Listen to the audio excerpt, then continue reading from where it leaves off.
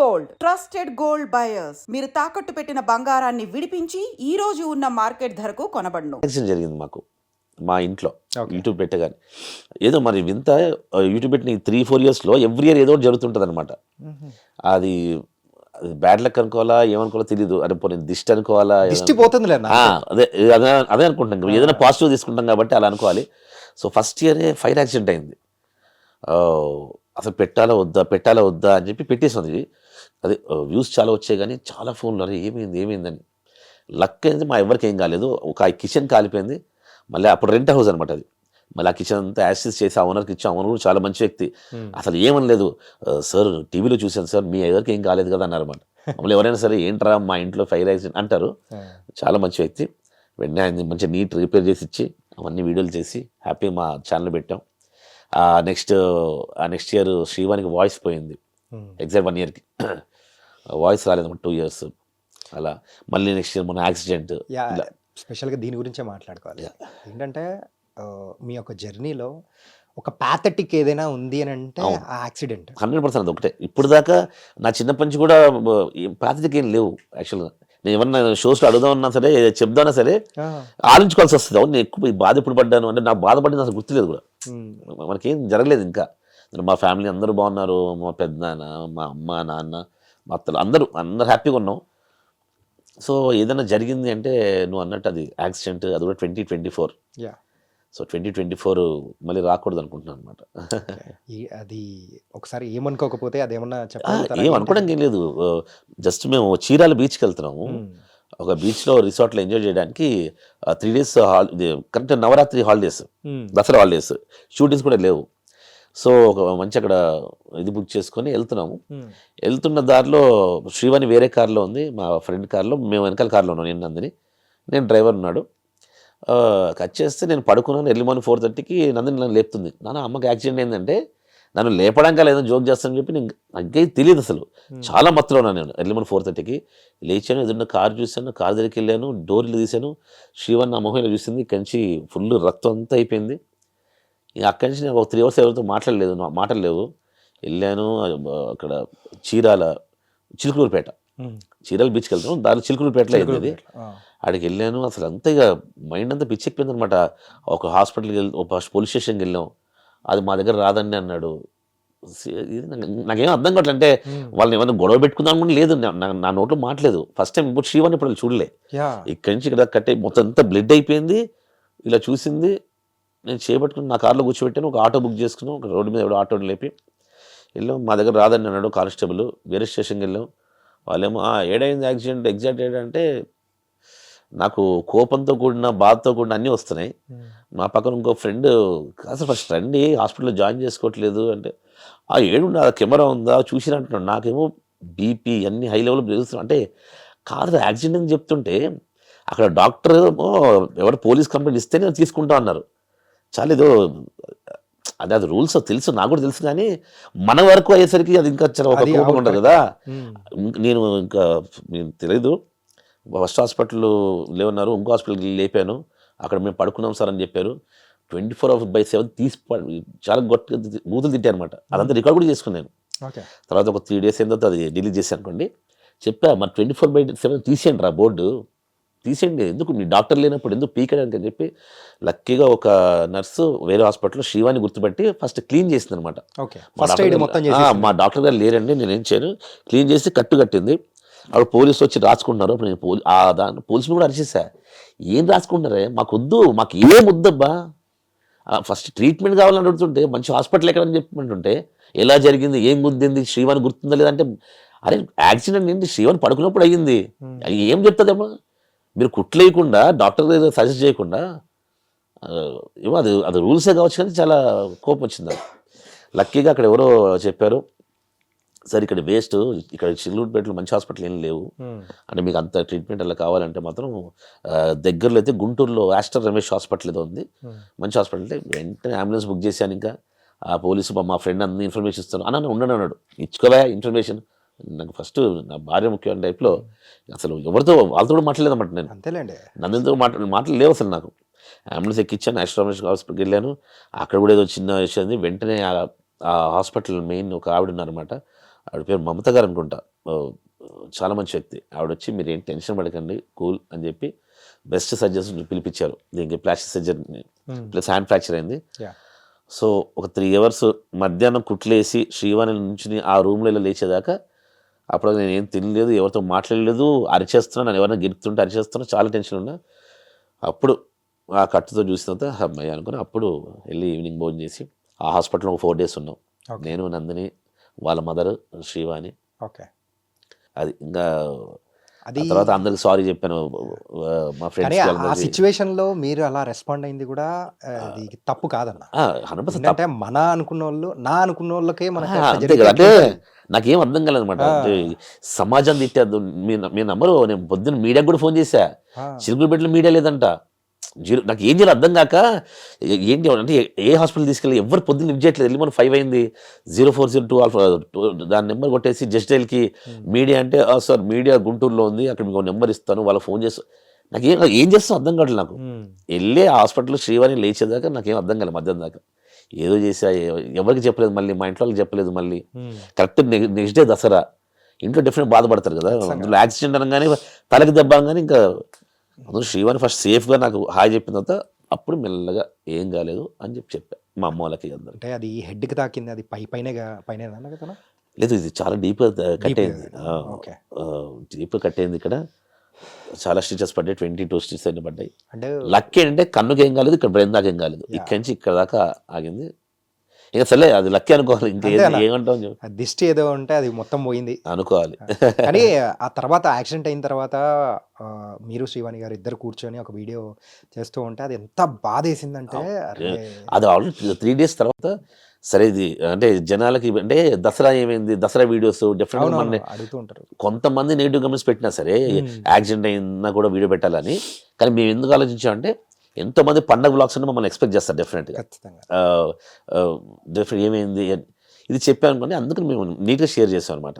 ఇలా అయ్యింది, బట్ ఇప్పుడు హ్యాపీగా ఉంది, మీ అందరి విషెస్ బ్లెస్సింగ్స్ కావాలి అన్నాను. నిజంగానే పాపం నిజంగా చాలామంది విషెస్ కోరుకుని ఉంటారు. ఆ యాక్సిడెంట్ అయ్యి హైదరాబాద్ రాగానే వితిన్ 2nd day మళ్ళీ అంటే 6th డేకి శ్రీవాణి మళ్ళీ యాక్టింగ్ చేసింది. 2 సీరియల్స్లో తన కోసం స్టోరీ మార్చి సీరియల్లో యాక్సిడెంట్ అయినట్టు క్రియేట్ చేసి శ్రీవాణి విత్ కట్టు, చేయి కట్టు, ఈ కట్టుతోనే యాక్టింగ్ చేసింది. సో నేను అప్పుడు అనుకున్నాను అనమాట, అంటే వాళ్ళందరికీ చాలా విషెస్ చేస్తుంటారు, చాలా బ్లెస్సింగ్స్ ఇచ్చి ఉంటారు. సో ఆర్టిస్ట్గా ఎక్కడ బ్రేక్ మామూలు ఏదైనా యాక్సిడెంట్ అయ్యి మారగానే డెఫినెట్గా క్యారెక్టర్ వేరే వాళ్ళని పెట్టేసుకుంటారు. 2 సీరియల్స్లో మార్చడం అనేది చాలా గ్రేట్. అది లక్ అనుకోవాలి. So Srivani is not replaceable అనుకోవాలి అనమాట. ఈ జర్నీలో మెయిన్గా సో ఇయర్ జరుగుతూ ఉంటుంది అంటున్నారు కదా. సో ఈ ఇయర్ నుంచి జరగకూడదని మనస్ఫూర్తిగా కోరుకున్నాము. యూట్యూబ్ పెట్టిన తర్వాత సో మనల్ని పొగిడే వాళ్ళు ఎంతమంది ఉంటారో, మనల్ని క్రిటిసైజ్ చేస్తూ అండ్ అనవసరంగా కొంచెం ట్రోలింగ్ టైప్లో చేసే డైరెక్ట్గా ఎవరుండరు, ఈ కింద కమెంట్స్ నెగిటివ్ కమెంట్స్ పెట్టేవాళ్ళు, ట్రోలింగ్ చేసేవాళ్ళే ఉంటారు. సో వాళ్ళు మనం కేర్ చేయట్లేదు. అంటే మీరు ఎప్పుడు ఏదన్నా కామెంట్ చూసి బాధపడిన సందర్భాలు కానీ? అయ్యో, నేను నా ఛానల్ పెట్టాను. నా ఛానల్ పెట్టడం ముఖ్యం కారణం ఇలా నెగిటివ్ కమెంట్స్కి అది కూడా ఒక వీడియో చేసేవాడు నేను నా ఛానల్లో. ఓకే, నెగిటివ్ కమెంట్స్కి మేము ఎలా రియాక్ట్ అవుతాం అని వీడియో చేసేవాడు. మేము చాలా కామెడీగా, అంటే ఇప్పుడు ఫర్ ఎగ్జాంపుల్ ఇన్స్టాలోనే ఇక్కడ వస్తాయి బ్రో, యూట్యూబ్ నెగిటివ్ కమెంట్స్ వస్తాయి, వాళ్ళకి ఒక ఐడియా ఉండదు. PTJ expose please check that was such commented అంటారు. వాడికి ఒక పేరు లేదు, ఒక ఊరు లేదు, వాడు కమెంట్ చేసి మనం మందు పట్టించుకుంటాను చెప్పి. ఇప్పుడు మనం ఇక్కడ ఉన్నాం, ఎక్కడో ఎవడో మనం తిట్టుకుంటుంటే మనకి ఏం సంబంధం అసలు? అంతేలేండి. వాడికి ధైర్యం ఉంటే మన ముందుకు వచ్చి చెప్తే. నిన్న కూడా ఒక అమ్మాయి పెట్టింది, మీ పాప డాన్స్కి ఎవరో నెగిటివ్ ట్రోల్ చేస్తున్నారు, నెగిటివ్ కమెంట్స్ పెడుతున్నారు, మీరు ఆన్సర్ చేయండి విక్రమ్ అని చెప్పి నా ఫ్రెండ్ ఒక అమ్మాయి చెప్పింది. నేను నవ్వే మెసేజ్ పంపించాను అనమాట. ఎవరో ట్రోల్ చేస్తున్నావు నువ్వే అంటున్నావు, వాడు ఎవడో నాకు తెలియాలి కదా. ఫస్ట్ ఆఫ్ ఆల్ వాడు అంత దమ్ము ఉంటే నా దగ్గరకు వస్తుంది కదా డైరెక్ట్గా, నా కూతురు కమెంట్ నా ముందు చేస్తాడు కదా. సో వాడు ఊరు పేరు లేదు. ఇన్స్టాగ్రామ్లో కూడా నేను మంచి రిప్లైస్ ఇస్తుండే వాళ్ళకి. ఓకే, అయ్యో నేను సరదా ఇప్పుడు నైట్ మంచి మూడ్లో ఉన్నప్పుడు అలా సెల్ ఫోన్ తీసుకున్నప్పుడు చూసినప్పుడు స్పాట్లు ఏమొస్తాయి వాళ్ళకి. ఇన్స్టాగ్రామ్లో కూడా అంతే. ఇన్స్టాగ్రామ్లో ఇలా ఎవరు కమెంట్ పెడతారు, 2 పందులు డాన్స్ చేస్తుంటుందిరా అని పెడతారు. వెంటనే వాడి ఐడి ఓపెన్ చేస్తా. ఇన్స్టాలో అయితే ఈజీ, వాడి ఐడి 0 posts అని ఉంటుంది, ఫాలోయింగ్ 1000 members, ఫాలోవర్స్ 10-12. అప్పుడంట ఒరే ఒక పోస్ట్ కూడా పెట్టలేదు, నువ్వే కమెంట్ చేస్తే రోజు 10 పోస్టులు పెట్టి మేమేం చేయాలరా అంటే నువ్వు పోస్ట్ పెట్టలేనంత దరిద్రంగా ఉండుంటావు నువ్వు. సరే పాపం నేనేం అనలేనులే అని అలా కమెంట్ చేస్తుంటా అనమాట. సో ఒక పోస్టులు పెట్టలేనోడు వాడు ఏం కమెంట్ చేస్తాడు వేరే వాళ్ళని. Yes. ఆ విధంగా అనుకుంటాను అనమాట. సో చాలా జెలస్, చాలా కుళ్ళు, పాపం వాళ్ళ జీవితంలో ఏం సాధించలేని వాళ్ళు మాత్రమే వేరే వాళ్ళ మీద చూసి పడి ఏడుస్తారు, వాళ్ళు నెగిటివ్ కమెంట్ పెడతారు. అండ్ ఇంకొకటి కూడా, సో మీ గురించి తెలుసుకుంటున్న సందర్భంలో ఆ. సో ఒక మంత్లీ సో 30 లక్షలు సంపాదించిన సందర్భము ఒక మంత్ ఒకటే మంత్ ఒకటే మంత్. సో ఆన్ అన్ యావరేజ్గా ఎంత వస్తుంది అన్న? ఆన్ అన్ యావరేజ్ బాగానే వస్తుంది. అది మీకు యూట్యూబ్ ఉంది కాబట్టి అంటే బాగానే వస్తుంది, కానీ ఒక మంత్ మాత్రం అంత సంపాదించాం. ఇప్పుడు మనం ధైర్యంగా చెప్పుకోవచ్చు కదా, ఇదంతా మంచి మంచి మనీ, మన బ్లాక్ మనీ ఏం కాదు, యా. అదంతా రికార్డెడ్ మనీ, యూట్యూబ్ నుంచే వస్తుంది డైరెక్ట్గా. సో ఆ మంత్ మాత్రం మా పాప ఫంక్షన్ చేసాం. సో 2 సాంగ్స్ రిలీజ్ చేసాం. ఆ వీడియో కూడా నాకు తెలిసి మన సెలబ్రిటీస్లో ఫస్ట్ వ్లాగ్, అంటే వ్లాగ్స్ చేసే సెలబ్రిటీస్లో ఫస్ట్ టైం 1 crore వ్యూస్ దాటడం మా పాప వీడియోనే. వాహ్. తర్వాత చాలా మంది మ్యారేజెస్ ఇవన్నీ 7 million 8 million ఉన్నాయి, కానీ 11 million వ్యూస్ మా పాపదే. ఓకే 1 crore 10 lakh వ్యూస్ అది మా పాప sorry function video. Okay. So ఆ మంత్ డ్రా అంతే, ఓన్లీ వ్యూస్ బట్టే కాదు కదా, బ్రాండింగ్స్ కూడా వచ్చాయి అట్లా. బ్రాండింగ్స్, కొలాబ్స్ అన్ని అన్ని కలిపి కంప్లీట్గా వచ్చేసాయి. 28 lakhs. కొన్ని టీవీ ప్రోగ్రామ్స్ అనేది కూడా చేస్తూ వచ్చారు కదా, అవును, సో డాన్స్ షోస్ అని ఇలాంటివన్నీ. సో పెద్ద షో ప్రొడ్యూస్ కూడా చేసాం. సో ఈ డాన్స్ షోస్లో చేసేటప్పుడు అంటే ఎలా ఉండింది ఏంటి అన్న? అంటే లైక్ అక్కడ చాలా మంది కూడా అనుకుంటూ ఉంటారు ప్రేక్షకులు. అవును, సో అంటే మనకంటే ఇండస్ట్రీలో ఉన్న వాళ్ళం మనకు తెలుసు కాబట్టి, అవును. సో అక్కడ కొన్ని ప్రోమోస్ కోసం చేసేది, అవును. సో ఇలాంటివన్నీ నిజమా కాదా?